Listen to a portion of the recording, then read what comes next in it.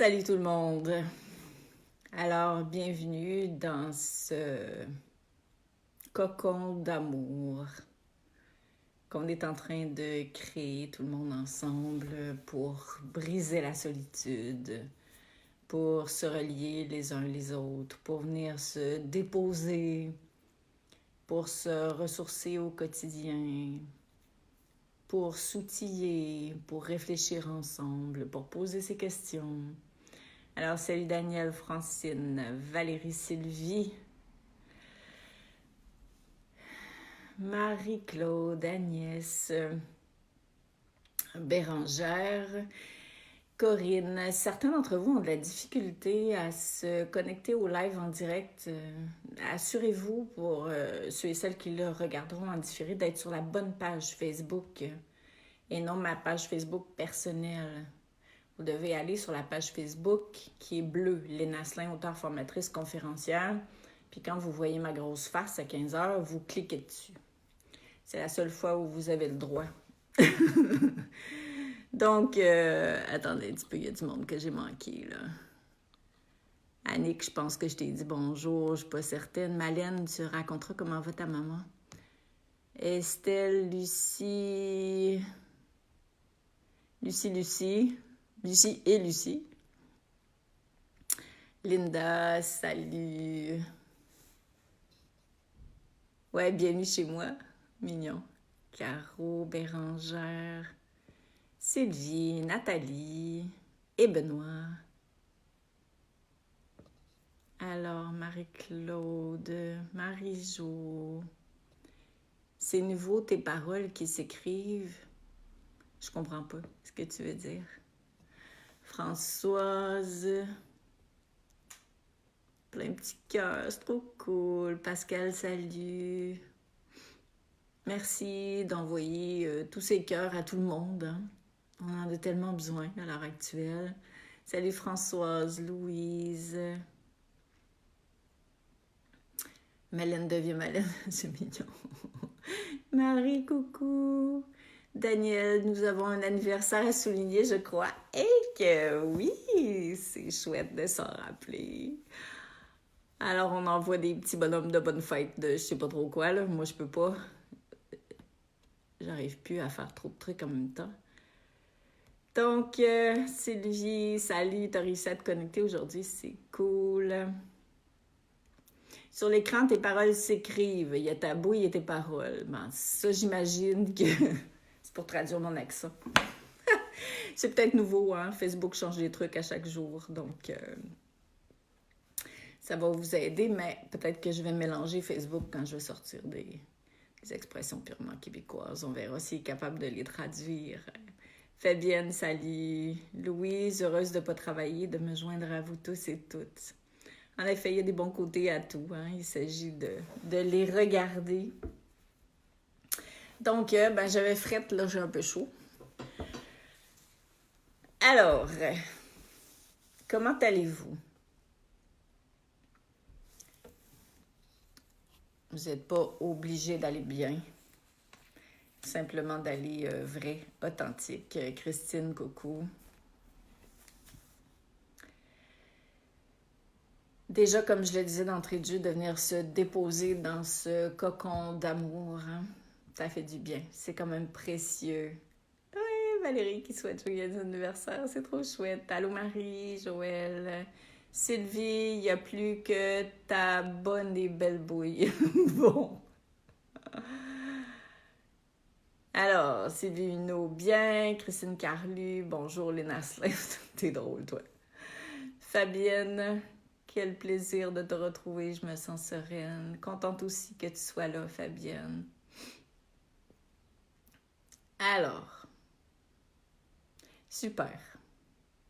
Bon, moi aujourd'hui, c'est moyen. Pas que je vais pas bien.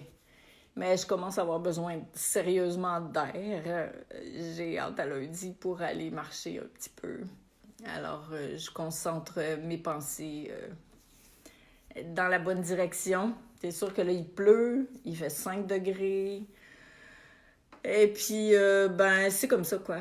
Alors, choisissons de nourrir ensemble le beau, le bon. Je me réjouis simplement d'être avec vous. Héloïse, coucou.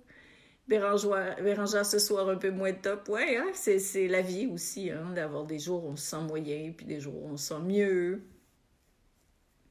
Lucie, je vais très bien. Tant mieux, tant mieux. Alors, Catherine Sally, joyeux anniversaire. Ah, c'est chouette, hein? Un anniversaire à 400-500 personnes, c'est cool. T'auras jamais eu autant de monde à ton anniversaire. Lucie Parisien, Coussi Coussa, Sylvie Mével, quand vas-tu pouvoir sortir? Lundi, ma chère, lundi. Je compte les dodos comme les bébés. Françoise, sortir avec ses amants d'hier soir. Ouais, c'est ça. Marie, bonjour. Marie-France, contente. Valérie, mieux qu'hier, cool. Alors d'ailleurs, je ferai un live à un moment donné sur l'état d'esprit. Marie-Joëlle, tu dis, bonsoir Lynn, ça va bien, bien ici car je peux prendre l'air tant magnifique à partager avec mon cœur. Oui, partage, parce qu'ici au Québec, c'est un peu wash à l'extérieur. Alors, Laetitia, c'est bon, tu as réussi à te connecter. Donc, joyeux anniversaire Sylvie, en effet. Alors, c'est parti. Agnès, salut. Je pense que ceux et celles d'entre vous qui avaient de la misère à se connecter, ça a l'air d'aller un petit peu mieux. Good. Mieux qu'hier pour moi aussi, dit Marianique. Ben oui, c'est le cycle de la vie. Ici, beau soleil, Lucie Lompré. Bon, fait chier quand même, hein? Dis donc à ton soleil de se rendre à Mont-Saint-Hilaire. Ça va faire du bien. Je vais m'en peinturer un gros dans le mur, ce serait une bonne idée. Donc, blague à part, aujourd'hui, je vous ai proposé de parler de la vraie foi. C'est quand même un sujet qui est central à ce qu'on vit à l'heure actuelle. Et ce que je perçois, c'est que plus que jamais, c'est important de redéfinir la foi. Parce que de chercher à entrer ou à adhérer à des croyances spirituelles qui ne vous rejoignent pas, ça marche pas trop.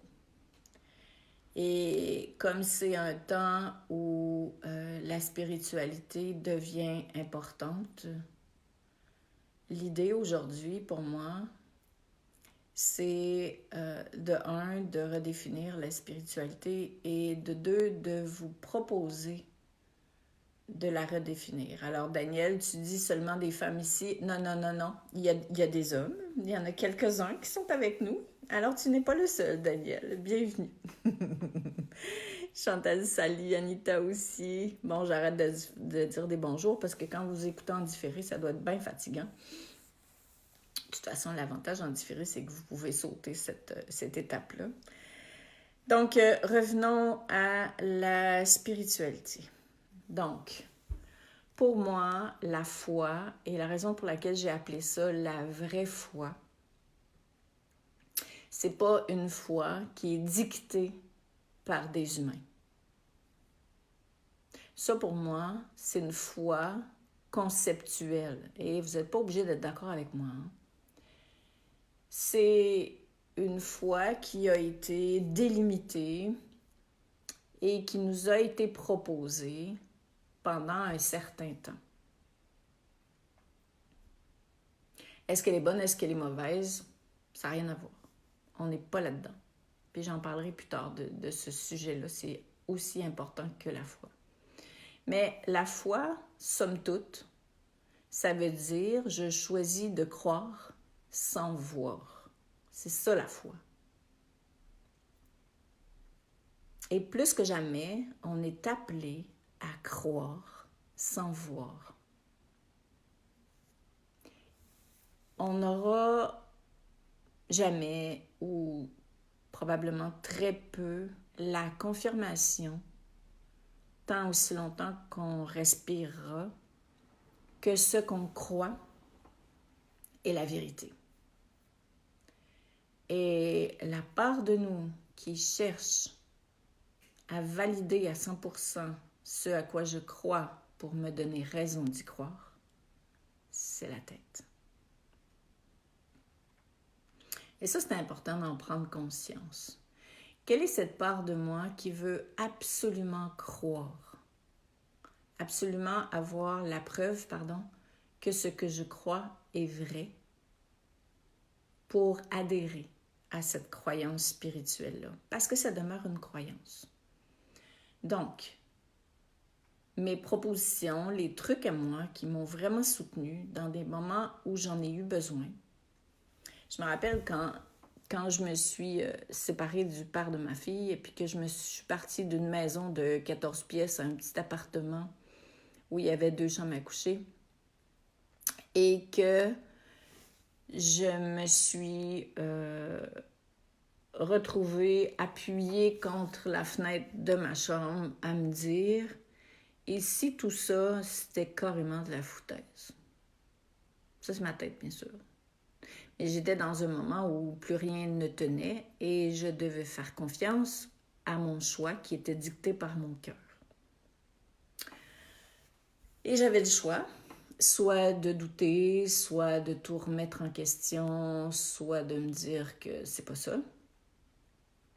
C'est pas mon anniversaire à moi, soit dit en passant. C'est l'anniversaire d'une des participantes.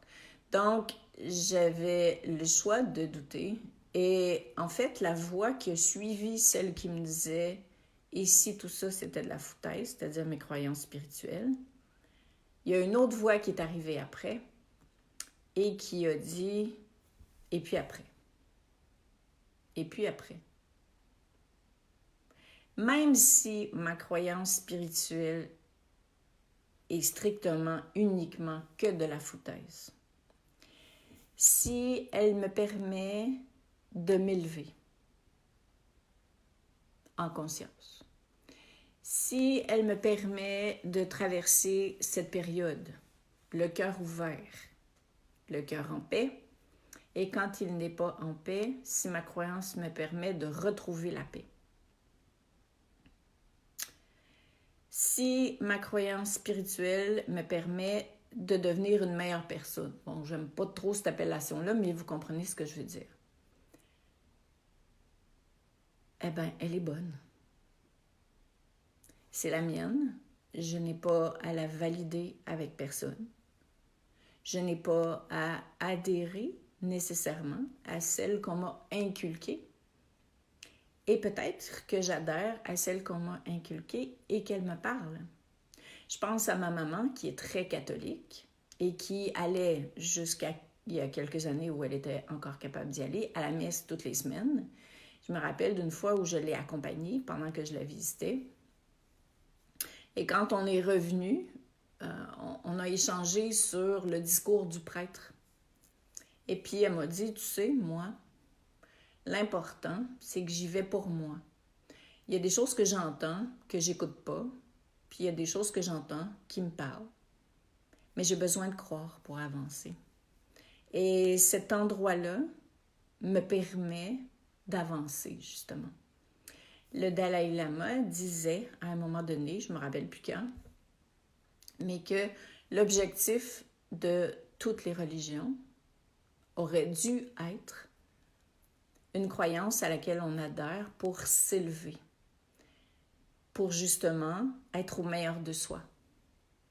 Et non une croyance à laquelle on adhère pour se séparer des autres, pour se séparer du bien, pour aller finalement dans le bien, dans le mal. C'est ça la séparation, puis ça aussi, je vais en parler. C'est important de faire un retour là-dedans, de faire du ménage dans notre spiritualité. Est-ce qu'il y a des croyances spirituelles auxquelles j'ai adhéré qui appelle à être transformé, ajusté ou carrément lâché complètement dans mon monde intérieur. Est-ce que je suis encore attachée à une manière de voir et de vivre qu'on m'a imposée pour certaines personnes ou proposée pour d'autres personnes? Est-ce que je reste là dans ces manières spirituelles de vivre uniquement par affiliation, pour pas déplaire, pour convenir, parce que c'est moins compliqué, parce que j'ai pas besoin de revenir en moi, que je décide de croire quelque chose. C'est à moi d'aller voir à l'intérieur si je le veux bien. Mais à mon avis, c'est plus important que jamais. Parce que si on veut lâcher quelque chose de difficile sur Terre, et Dieu sait qu'à l'heure actuelle, on est appelé à lâcher plein de trucs, on est appelé à s'accrocher après autre chose. Et si on s'accroche après des trucs humains, ils vont partir. Parce que tout ce qui est humain est éphémère. Ça ne veut pas dire que c'est mauvais, il n'y a rien de mauvais. Mais ça veut dire que ça va partir. Alors j'ai avantage plus que jamais si je veux faire de ce passage-là une occasion de m'élever, une occasion de vibrer plus haut pour moi et pour ceux qui m'entourent. C'est important de revenir sur à quoi je m'accroche finalement et de quoi elle est faite, ma croyance spirituelle. C'est quoi ma spiritualité? Parce que la foi, je le répète, c'est ça. C'est je choisis de croire sans voir. Donc, qu'est-ce qui me convient, moi? Et là, certaines personnes vont peut-être se dire, « Ouais, mais je suis qui, moi, pour redéfinir ma spiritualité? » Ben, ma réponse, c'est, vous êtes divin. Il est peut-être temps qu'on commence à y croire. Nous sommes toutes et toutes divins parce que nous sommes toutes et toutes faites d'amour. Nous venons tous et toutes de l'amour, en vérité. Alors, c'est un peu comme si la goutte d'eau dans l'océan se disait, « Mais je suis qui, moi, pour croire que je viens de la mer? » Ben, nous sommes amour. Alors, puisque nous sommes amour et puisque nous sommes toutes connectées, hein, j'en ai parlé dans les lives précédents, si vous n'étiez pas là, vous pouvez les réécouter si ça vous fait envie, mais puisqu'on est tous et toutes connectés à la source, ben, vous avez tout accès à votre propre inspiration. Et peut-être que pour quelqu'un, c'est une image X qui va vous parler, et pour quelqu'un d'autre, c'est une autre représentation. Et peut-être que la semaine passée, c'était quelque chose, mais que cette semaine, j'ai besoin de rajouter d'autres choses parce que j'ai besoin de m'accrocher plus que jamais. Alors, je vais donner d'autres qualificatifs, d'autres aptitudes à ma définition de ce que j'appelle plus grand que moi ou de ce que vous pouvez appeler la source ou que vous pouvez appeler Dieu ou que vous pouvez appeler le un. On s'en fout tellement parce que le nom, ce n'est que le nom. Par contre, là où c'est important d'enlever un petit peu de poussière, c'est dans tout ce qui est restrictif par rapport à la foi. La foi, c'est croire sans voir, mais la foi, c'est pas croire n'importe quoi. C'est pas croire... Voyez-vous, puis merci de m'inspirer ce mot-là. La foi, c'est croire sans voir, mais c'est pas croire aveuglément. Il faudrait que je fasse un post avec ça. Et regardez dans la société et surtout en vous, parce que tout commence par votre propre transformation, qu'est-ce que vous avez cru aveuglément? Par exemple, de croire qu'il y avait un Dieu punisseur. Ça, c'est une croyance qui appelle à être balayée. Parce que de croire qu'il y a un Dieu punisseur, à l'heure actuelle, on pourrait avoir toutes les raisons de le croire. Et quand on commence à croire que Dieu, c'est une vraie personne qui punit le monde, qui n'ont pas été gentils, on devient des victimes. C'est en ça que c'est important de redéfinir la foi. En quoi je crois pour m'élever?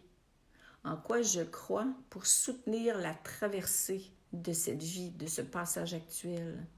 En quoi je crois pour vibrer le plus haut possible? Et c'est moi qui décide. C'est moi qui décide, c'est moi qui organise mes croyances spirituelles pour que ça me parle, pour que ça vibre, pour que quand j'ai besoin de parler à plus grand que moi, parce que là, ça va vraiment pas bien, que je puisse dire, hey, chose, assis-toi dans mon lit, il faut que je te parle. Là, ça va pas, les affaires.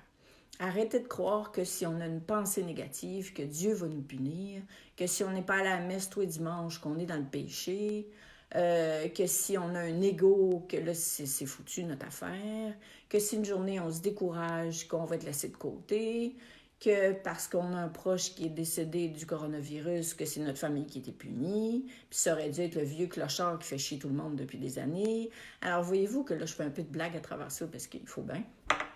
Mais le fait de percevoir le Dieu punisseur, c'est de se percevoir comme étant victime. C'est aussi de laisser notre pouvoir à l'amour. Et l'amour ne veut pas prendre notre pouvoir. L'amour divin, ne veut pas et ne voudra jamais prendre notre pouvoir. C'est complètement l'inverse. L'amour divin souhaite depuis tellement longtemps que chacun retrouve son pouvoir personnel. C'est le plus grand souhait, même si l'amour n'a pas de souhait pour nous. Ça, c'est Lynn qui dit ça. Mais si je m'assois sur mon nuage puis que je regarde les humains, je me dis, hey boy, que ce serait le fun, que tout le monde commence à se rappeler qu'ils sont divins. Et qu'au lieu de laisser leur pouvoir à plus grand qu'eux, qu'ils commencent à collaborer avec l'énergie d'amour. Mais pour pouvoir collaborer avec l'énergie d'amour, on doit commencer à se rappeler qu'on est amour. Et ce dont on a le plus peur, plein d'auteurs dont Marianne Williamson nous le rappelle, c'est ce qu'on est de plus beau. Et là, si on veut vraiment faire une différence en nous et dans le monde, le temps est venu de décider de croire, donc la vraie foi, de croire que je suis amour.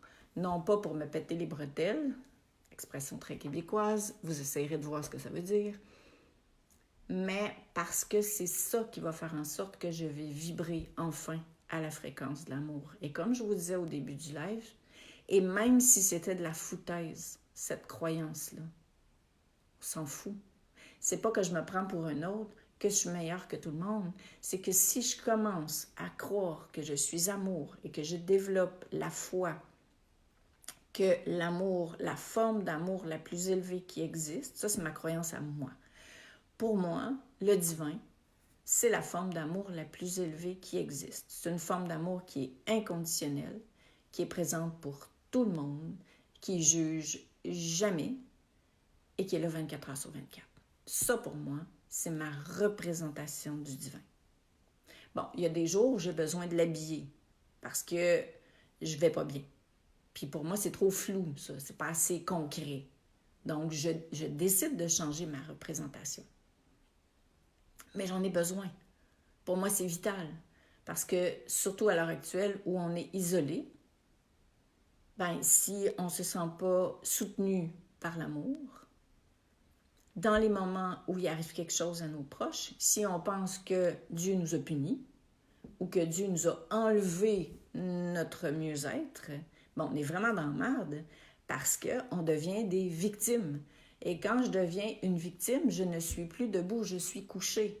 Alors, non seulement que je suis couchée, mais je suis déconnectée de la vibration qui peut me permettre de me sentir pleinement vivant à nouveau et de sortir de mon je me moi en me nourrissant, certes, mais en me nourrissant pour que je puisse m'élever, en me nourrissant pour que je puisse rayonner, en me nourrissant pour que je puisse contribuer à ce qui se passe actuellement. Parce que quand je me place en posture de victime, non seulement que je ne contribue à rien, mais je me déconnecte moi-même de cet amour-là. Et tous ceux et celles qui voudraient m'aider dans d'autres sphères ne peuvent même pas parce que l'espace est bouché juste parce que je me suis couchée. Et l'idée, c'est de me redresser. Et là, évidemment, il y a beaucoup de choses à remettre en question et c'est à moi de me remettre en question plutôt que de vouloir remettre en question tout ce qui se passe à l'extérieur de moi. Parce que rappelez-vous, hier, je disais, On agit sur ce sur quoi on a un pouvoir d'action. Pas grand-chose sur quoi on a un pouvoir d'action à part notre propre alignement. Et c'est intéressant de profiter de ces moments d'isolement pour redéfinir ma spiritualité. Est-ce qu'elle me parle encore? Est-ce que, vu sous la forme sous laquelle je l'ai définie ou on me l'a définie, est-ce qu'elle me permet de m'élever? Je me rappelle, je l'ai déjà raconté en formation, mais quand mon fils était ado, il me disait, moi je suis athée, mais je crois à rien. Puis je disais, OK. Alors, tu crois en quoi? Alors, qu'est-ce qui te fait du bien? En quoi tu te définis comme étant athée? Puis il me répond, je ne crois pas à un Dieu punisseur. Je ne crois pas qu'on est soumis à quelque chose, mais je crois qu'il y a une présence bienveillante qui est là pour tout le monde, mais pour moi, Dieu, de la façon dont c'est représenté, ça ne me parle pas. Puis je dis, ben, t'es loin d'être athée, mon ange. C'est ta croyance à toi. Ça te parle, ça? Ça te permet d'avancer? Il dit oui. Bon, mais cool. Et même parmi les milliers de personnes que j'ai accompagnées en fin de vie, la seule personne que j'ai rencontrée qui se disait athée est en calvaire contre le bon Dieu. Donc, ça veut dire que, quelque part, il y a une part de nous qui veut croire en quelque chose, qui aspire à croire en quelque chose. Et si vous le souhaitez, ben, ça peut être intéressant de faire l'exercice parce que des fois aussi, on s'empêche de croire en quelque chose. Je vais vous donner un exemple au lieu de chercher des mots. On peut, par exemple, dire moi, Dieu, ça me dérange. Puis là, ben, y aller de toutes ces théories par rapport à Dieu, que c'est pas ci, que c'est pas ça, les prêtres, l'Église, gna gna. Mais avez-vous déjà pensé que quand on fait ça, quand on se rebelle devant les formes de spiritualité actuelles, c'est qu'on est en train d'essayer de sauver du temps pour pas se rapprocher de la nôtre. Ce que je veux dire, autrement dit, c'est qu'on se donne des prétextes pour pas nous-mêmes se spiritualiser. Et attention, on va être spirituel, là. Ça ne veut pas dire faire des hommes 13 heures par jour. Ça ne veut pas dire parler toujours sur le même ton. Ça ne veut pas dire s'habiller de la même manière. Ça ne veut pas dire imposer nos croyances aux autres. La spiritualité, ça veut dire se trouver une croyance qui nous permet d'être, de se confier, de se ressourcer, de s'inspirer, de s'accrocher. Écrivez-les ces mots-là. C'est ça, la spiritualité. Alors, à vous de choisir, si vous le voulez, évidemment. C'est pas de se séparer des autres, c'est pas de se comparer aux autres, et c'est surtout pas de valider avec les autres nos croyances spirituelles. On est arrivé à une période de spiritualité universelle. Est-ce que je vais me rapprocher de quelque chose de plus grand que moi pour tenir le coup, pour avancer, pour rester ouvert, pour m'inspirer, pour me nourrir, pour me réchauffer dans mon cœur, parce que c'est là que ça se passe, la spiritualité, c'est dans mon cœur, à moi. Alors, c'était mon message du jour. Et c'est super important. Et si vous avez des enfants, vous pouvez leur proposer eux, toi. Et ma phrase favorite, c'est celle-ci.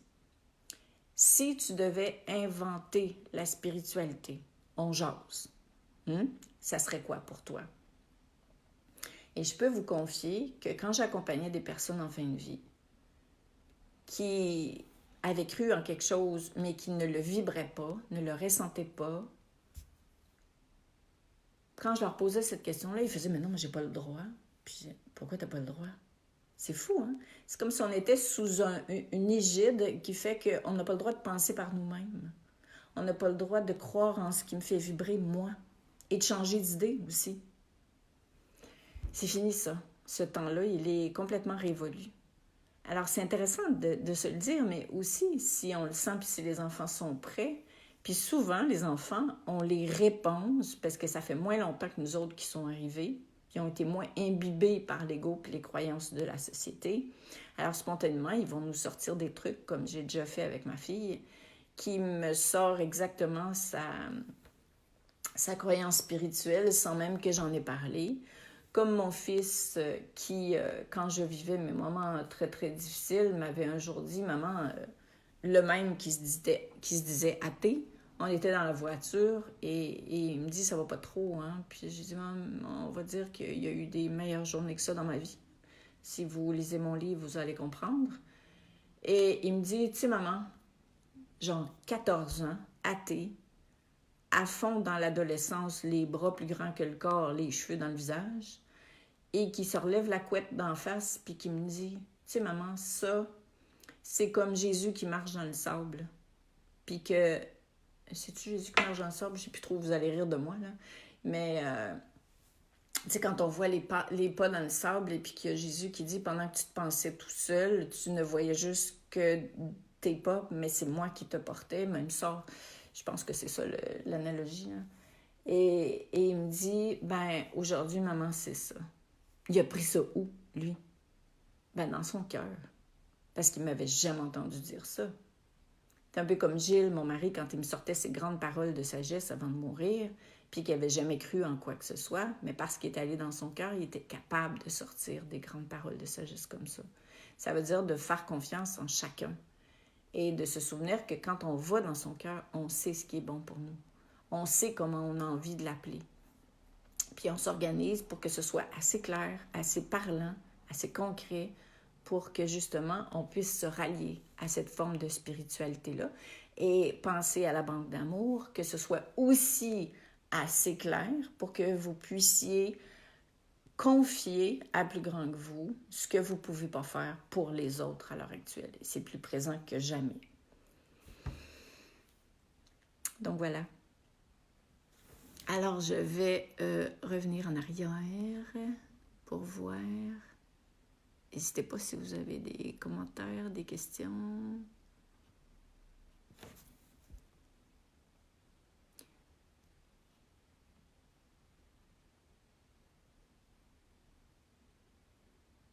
Bon, il n'y a pas trop de questions pour l'instant. Valérie qui dit, c'est dingue ça, réflexion que je me suis faite par rapport à la pratique du yoga tel qu'il m'a été enseigné. Oui. Oui. Tout ce qui nous éloigne de l'amour en vérité à l'heure actuelle est en train de sauter. Tout.